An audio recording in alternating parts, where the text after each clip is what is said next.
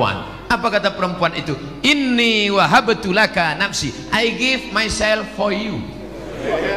Sekarang saya tanya, bolehkah menawarkan diri untuk orang soleh? Lihat cerdasnya jamaah.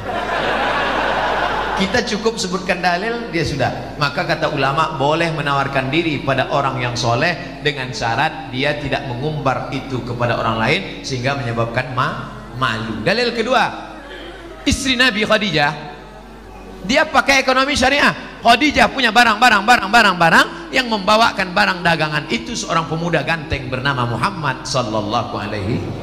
Setiap barang dibawa laku keras. Akhirnya Khadijah nanya, ini yang selalu laku keras mana orangnya? Itu dia.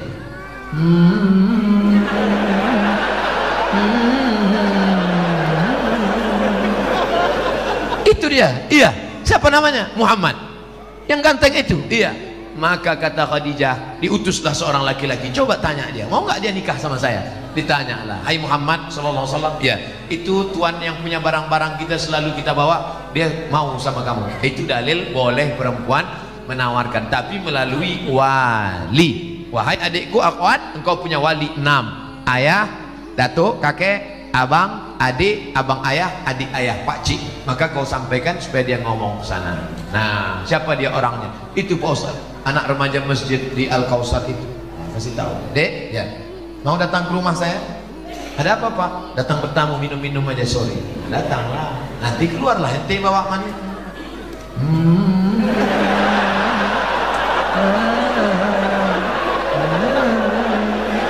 Nanti kulah kau tengok, kasih jawaban cepat-cepat ya. Ya, kalau padi katakan padi, jangan sampai tertampi-tampi. Kalau jadi katakan jadi, jangan sampai ternanti-nanti. Itu gimana? Bisa Pak, selama ini saya memang udah nengok dia, tapi dari jauh nampak saya cantik, begitu dekat tak jadilah Pak. Udah, yang kau ceritakan ke yang lain ya, nanti hancur dunia persilatan. Kalau tidak jadi jangan kecewa. Kenapa? Bunga bukan setangkai, kumbang bukan seekor, patah tumbuh hilang berganti, hilang satu tumbuh seribu. Apa disedihkan? Alah, perempuan macam laki-laki macam itu banyak. Kalau ditanya orang, gimana? Kecewa nggak jadi sama dia? Kecil lah. Di dalam kamar baru kau nangis.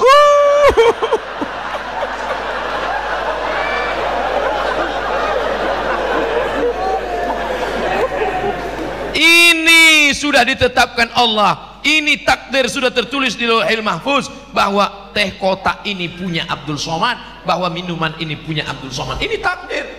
Aku tahu rezekiku punya aku dan tidak mungkin diambil orang. Betul? Ini punya Abdul Somad, satu pun tidak akan mengambil. Begitu juga dengan jodoh. Jodohmu tak akan mungkin diambil orang. Tapi kau mesti ada ikhtiar dan usaha untuk membuka botolnya, mau masuk. Jangan cuma kau tengok aja menganga lah.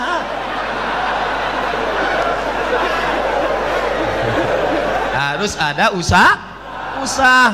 Jangan nanti ditanya, gimana dek? Saya serahkan sama Allah aja. Kalau memang jodoh nggak akan kemana. Tak akan lari gunung dikejar. Di mana gunung nggak lari dikejar? Oleh sebab itu ada ikhtiar. Itulah Ahlus Sunnah wal Jamaah. Harus ada usaha. Mudah-mudahan yang gadis-gadis yang lajang-lajang dipertemukan Allah dengan yang baik-baik. Pak Ustadz, tolong jelaskan bagaimana cara hijrah yang sesungguhnya. Hijrah itu mudah aja. Ambil bawa pakaian, pindah.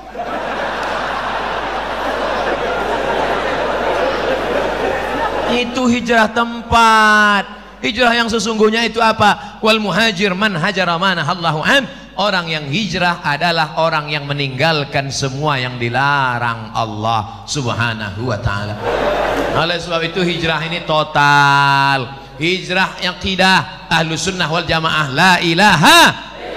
Yang sebelum ini belum hijrah, akidahnya rusak, kemana-mana percaya batu cincin. Maka setelah itu dia buang itu semua. Dia sudah akidah Ahlus Sunnah. Yang selama ini masih percaya lagi, keris kecil dimasukkan ke dompet. Rupanya salah, patah, tertutup. Yang masih percaya lagi dengan macam-macam mantra-mantra, wangsit-wangsit. Suaminya nggak patuh, dikumpulkan rambut, tai telinga, tai hidung, tai segala tai, dikumpul, dibakar, masuk kopi. Akhirnya suaminya minum. Suami pun patuh macam lembu cucuk hidung. Mas, adik mau pergi arisan, tolong pel lantai, masa anak-anak urus mandikan, ndak apa-apa. Kalau sampai kau buat lakimu seperti itu, neraka jahanam tempatmu, Bu. karena kau sudah pakai dukun, pakai santet. Ustadz Somad nuduh perempuan aja. Oke, kita balik, laki-laki pula yang menyantet perempuan. Saya Ustadz baru tahu bahwa saya ini sebenarnya suka sama dia karena dipelet suami saya. Taunya kapan? Setelah anak 5 lahir.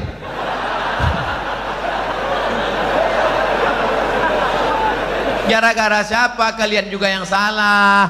5 tahun yang lalu ketika dia datang mau meminang baik-baik, Adinda nikah sama abang ya. Apa? Jelek miskin? Twih. Akhirnya air ludahmu diambil, dibawanya ke dukun, dijampi-jampi, kau pun siang malam terbayang-bayang, makan tak kenyang, tidur tak lengah. Siang malam jadi kenangan, mau makan mie ayam, nampak wajahnya terbayang.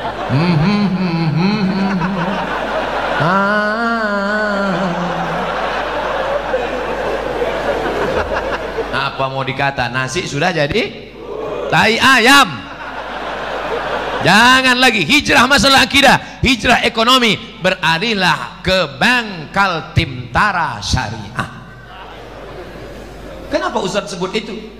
Kalian orang Kaltim, maka gunakan aset daerah yang syariah, maka beralihlah ke bank syariah supaya selamat daripada riba. Ideologi, politik, sosial, ekonomi, betul-betul hijrah. Selama ini nggak sholat.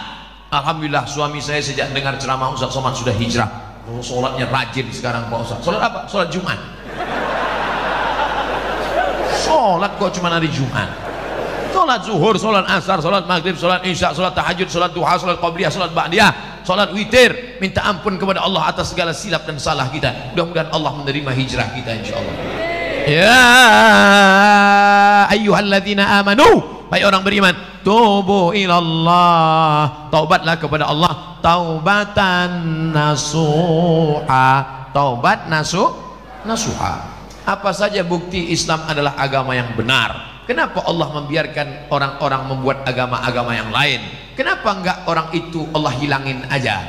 Hal apa yang dapat kita lakukan meningkatkan keimanan kita pada Allah Subhanahu wa taala? Kira-kira sulitkah bagi Allah meratakan orang yang tidak beragama dengan agama Allah? Innama amruhu iza arada syai'an ayakula lahu kun. Ada yang mati ditelan bumi, Qarun. Ada yang mati ditelan Laut Merah, Fir'aun.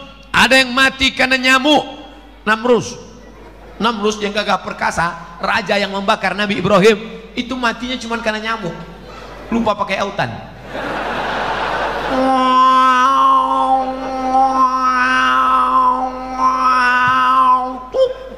Mati. Bukan sulit bagi Allah untuk mematikan. Fir'aun yang gagah perkasa membangun piramid, matinya di mana? Matinya cuma tersedak di Laut Merah. Mati.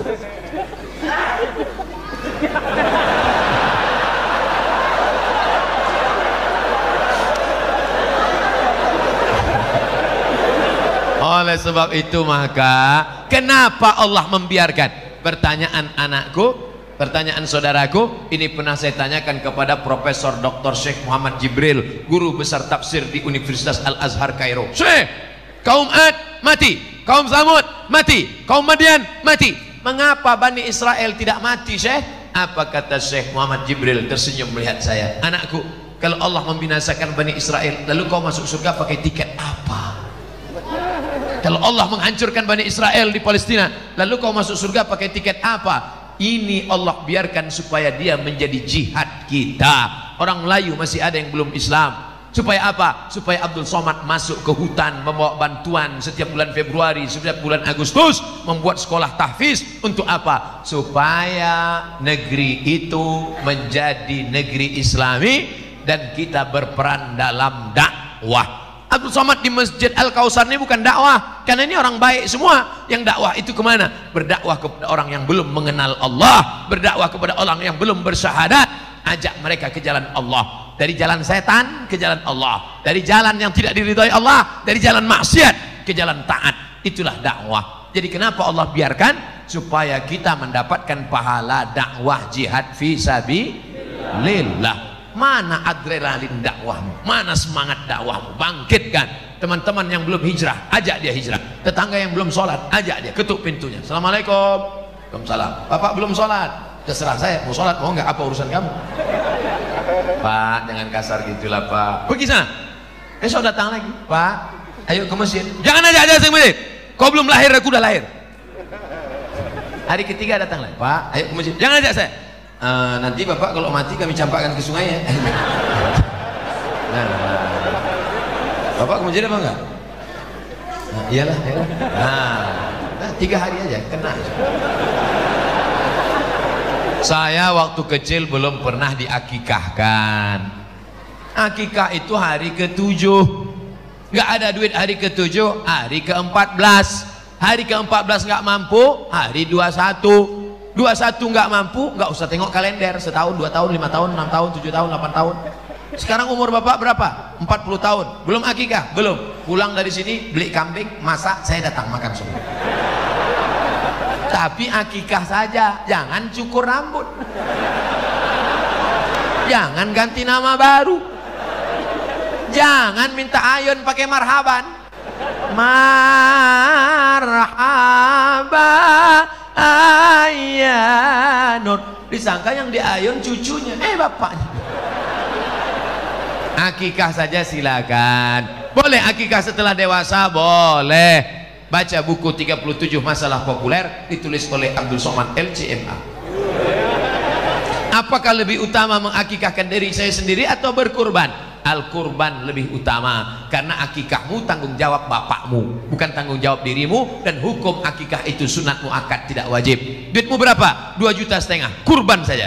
Duitmu berapa? 5 juta, 2,5 juta untuk kurban, 2,5 juta untuk akikah. Jangan hitung-hitung sama Allah. Nanti Allah hitung-hitung juga sama ente. Jangan diskon-diskon sama Allah. Nanti didiskon Allah, napas ente setengah. Apa judul lagunya? Setengah napasku pergi. TBC, asma. Pak Ustadz, maaf, masa lalu saya sangat buruk. Kelihatan dari tulisannya.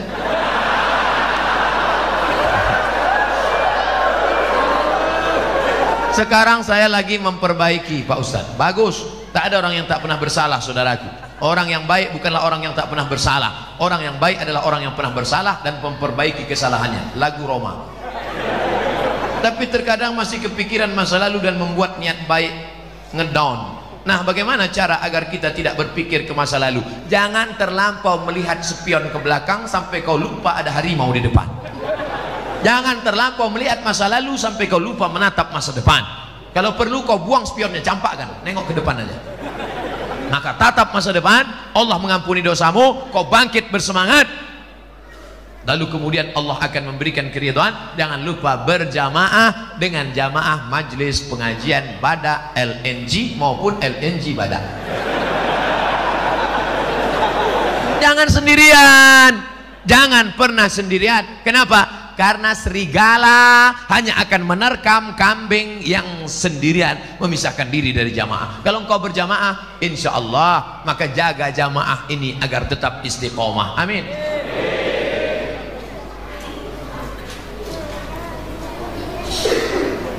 Apa perbedaan bank syariah dengan bank konvensional? Bank syariah akadnya 2. Pertama, mudharabah bagi hasil. Yang kedua, murabahah permodalan syariah. Oleh sebab itu keuntungannya itu berdasarkan keuntungan bersama. Contoh, kalau dia tidak pakai bank pribadi. Pak, pinjam uang Bapak 100 juta, mau apa? Saya mau ternak puyuh.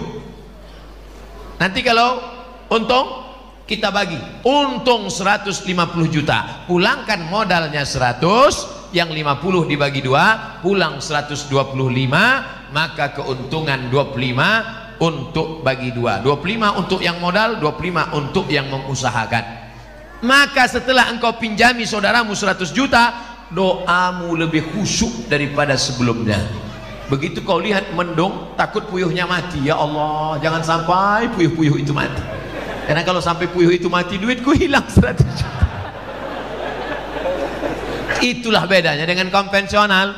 Ketika engkau tukang kredit konvensional, ini duit 100 juta, pakai, untung atau buntung, yang penting uangku pulang, bunga 10%. Maka dalam ekonomi syariah ada akhlak, ada doa, ada harapan.